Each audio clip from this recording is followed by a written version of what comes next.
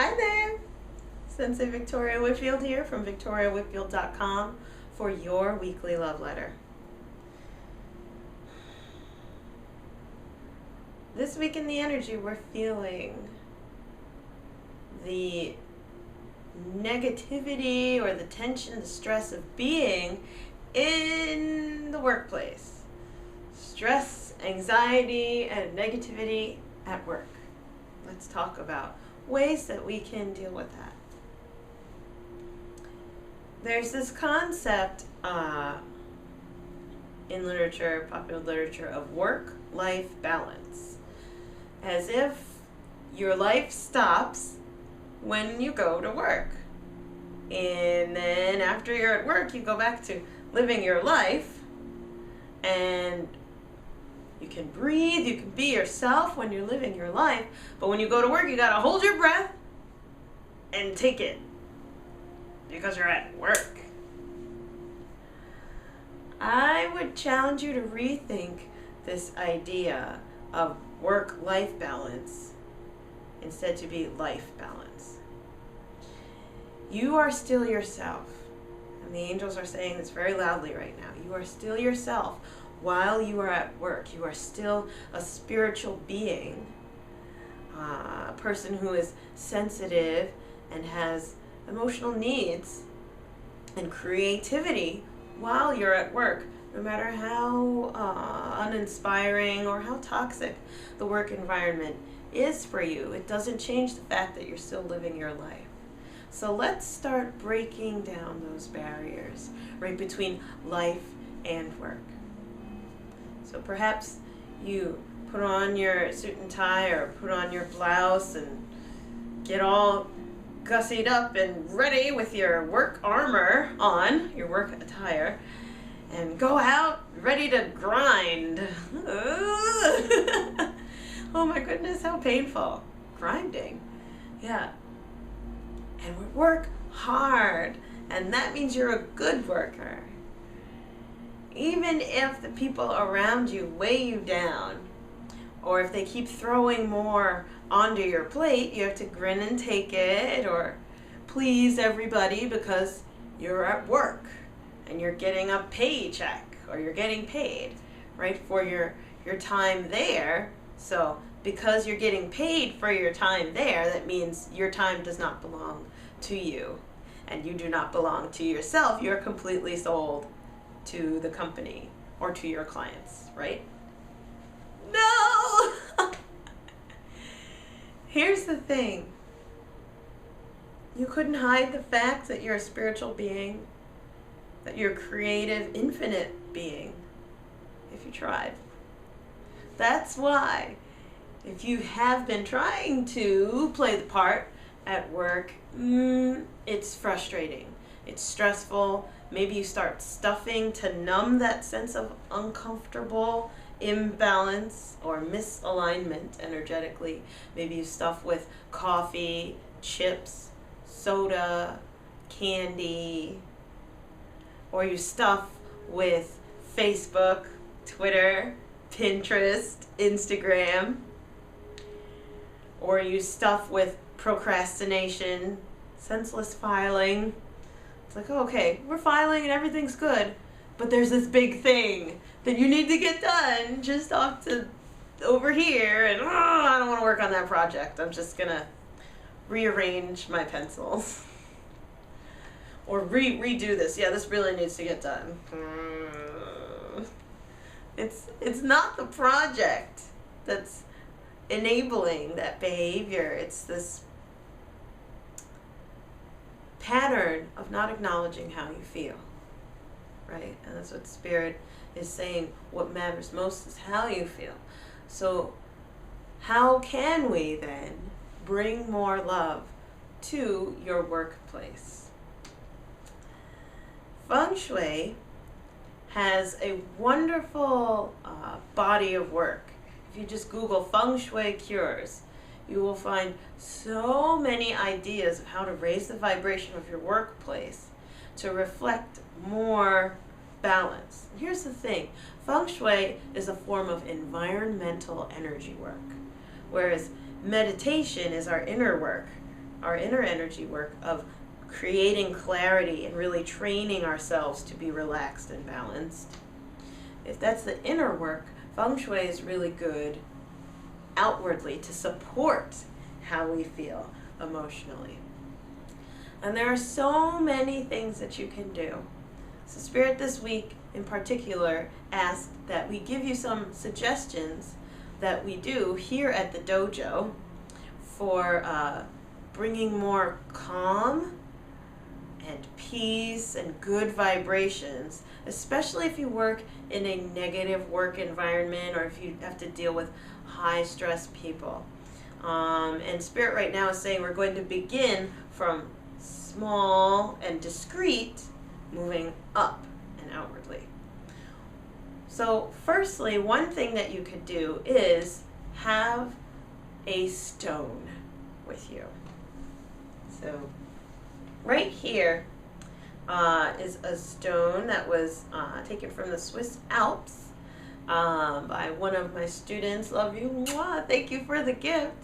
But having a stone that's a fair size, fits well in the palm of your hand, but has a little bit of weight to it, you can hold while you're having a difficult phone call, or you can play with in your hands while you're talking, and it helps to ground your energy. Stone energy is grounding.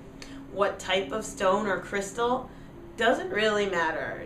You could have amethyst, you could have Shiva Lingam stone, you could have a smoky quartz, a tiger's eye, whatever speaks to you. But having a stone is really good if you are an anxious person that's very creative, but talking to people, it's just, they throw you off track. So holding a stone in the palm of your hand is really good for grounding and helping you feel more confident and focused during difficult phone calls, conversation, and exchanges. It just really tends to calm you. Just so you know though, with stone energy, you want to every so often clean them depending on the stone. And a good way to do that is to have white sage and hold it in the smudge smoke and allow that to waft around the stone. Or if it is an opaque stone, like this person right here, you can put it out in the sunlight and it'll burn off any excessive negative energy that we kind of pushed into it over the overusage, right? Another thing that you can do is have art in your space. Now, you don't have to have a big old thing. It could be as big as this L right here. But have the art pointing toward you, right? Or here's another example from the dojo. Hi, Lisa. This is a beautiful piece by my artist friend, Lisa Brown, who does art therapy. So having something that when you look at it is calming. Like this has soft textures. It's mixed media. So she's torn up soft pieces of paper and you look at it, it's just so calming. And this is right next to every one of my clients' faces. So it's within my peripheral vision whenever I am focused on doing my work. Now I love my work, so, but for all of us, it's important within your vision field to have positive, high vibrational art. And it doesn't have to be like pictures of family, although that is really wonderful to have pictures of your family. It's good to also have something outside of pictures of family, such as, of course, abstract art that inspires you, but also if there's any pictures of the outdoors that you like, or my friend downstairs, he has this huge shot of a sunset on one of the walls in his treatment room there. It's absolutely gorgeous. Patrick took a picture of that on one of his vacations, and that is always within his line of vision for grounding him. So having something that reminds you of beauty and calm can really raise the vibration, disperse negative energy. Another thing that you can do that is a bit discreet, I don't have them with me right now, but is have a plant, but specifically white roses. White roses have the energetic effect that is the same as white sage, but without the smoke. They absorb all the negative energy into them, and when they die, it's okay, you just take them and throw them out, and you toss out all of the high emotions and the stress and tension, the mental energy that's been souping and stewing in your office or nearby you and around you. Also, the beauty of the white roses helps to soften people as they approach and speak to you. It gives them something to look at that really calms their energy as well. Another thing that you can use is positive affirmation daily calendar, or one that has jokes on it, or one that has trivia, something that inspires you. This is another gift, thank you Regina, from one of my students who she just gave me this beautiful Louise Hay daily affirmations calendar. So we have that next to everybody for them to see when they sit down during their sessions here at the dojos, sharing with the tribe.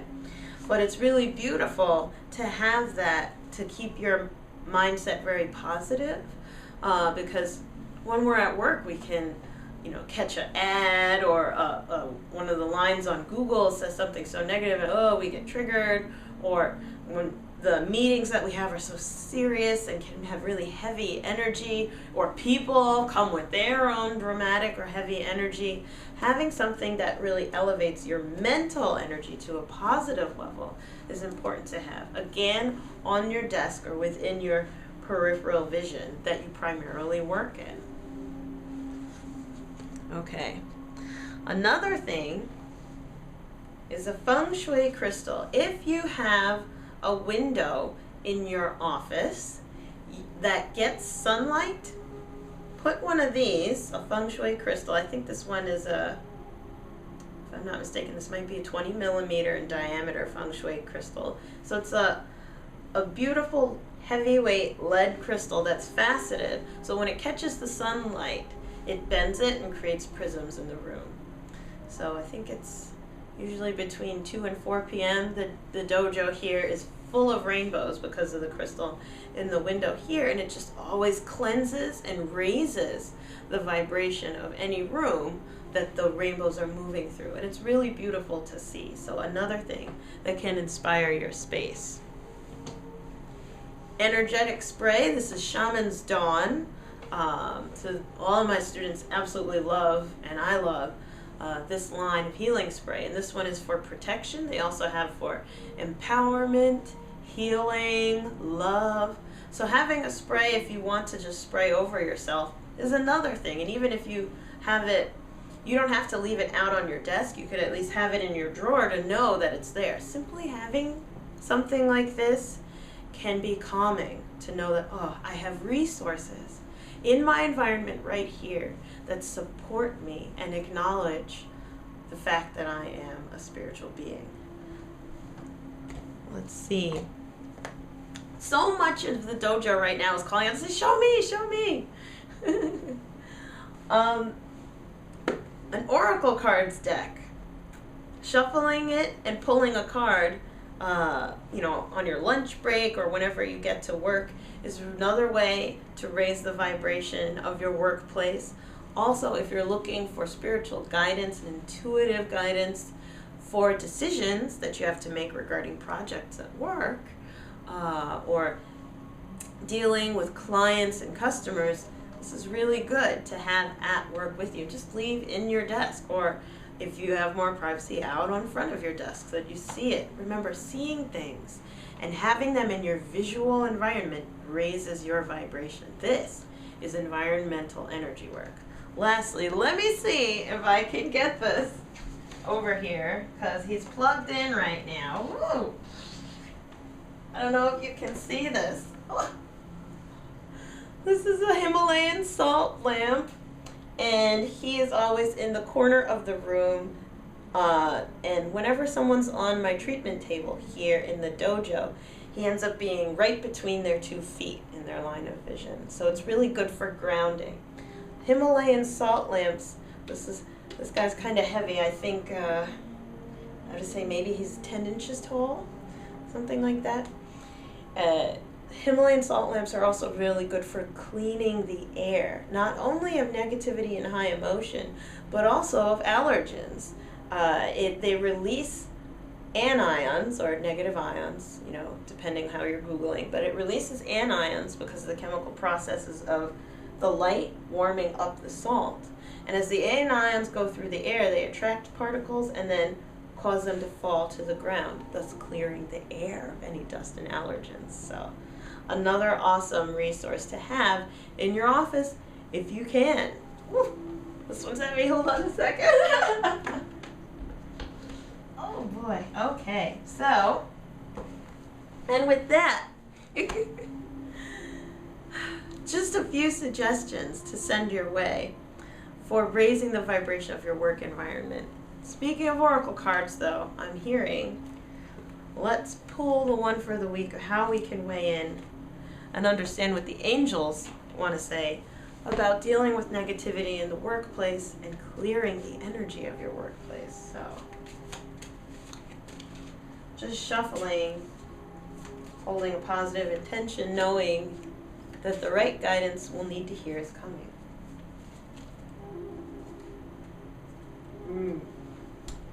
Life purpose.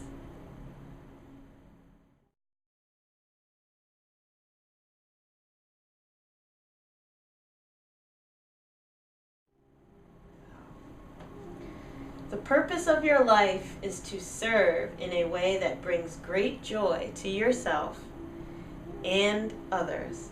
Don't worry about finding your purpose. Instead, focus upon serving a purpose, and then your purpose will serve you. This is really beautiful because if we're, yeah, I feel that, thank you. In the energy, I feel the worry for those of you who are working in a position that you feel out of alignment with. Saying, I wish I knew my life purpose. When am I going to serve my purpose? When will I even know it, right? And that just compounds the negativity and the frustration of the workplace that you're in. So the angels are saying, focus on service and serving a purpose, even if it necessarily isn't your life purpose just yet. Because if you work with a purpose-driven mindset and really allow the purpose of your role to drive you forward, that attracts to you a consciousness of what your purpose is. So if you're just coming to work, clocking in and clocking out, you're missing out on what Spirit could really show you about who you really are and what you're really supposed to be about in this lifetime. So focus on serving a purpose and being in that purpose-driven mindset.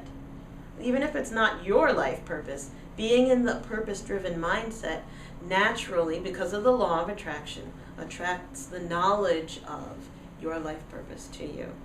In the meantime, though, try some of these tools for raising the vibration of your workplace to really send more love to yourself, because when you are at work, you are still yourself. Work is actually our opportunity to contribute love in a bigger way. So, being kind to yourself as you do that. All right? Send me an email back, comment below. What did you put in your workplace? Send me back a picture, perhaps of your desk, and if you want suggestions, I'd be happy to let you know. Just send me a picture of it. But I'm really excited to see how you interact with this lesson in particular, okay? Sending you big hugs and big love. Mwah!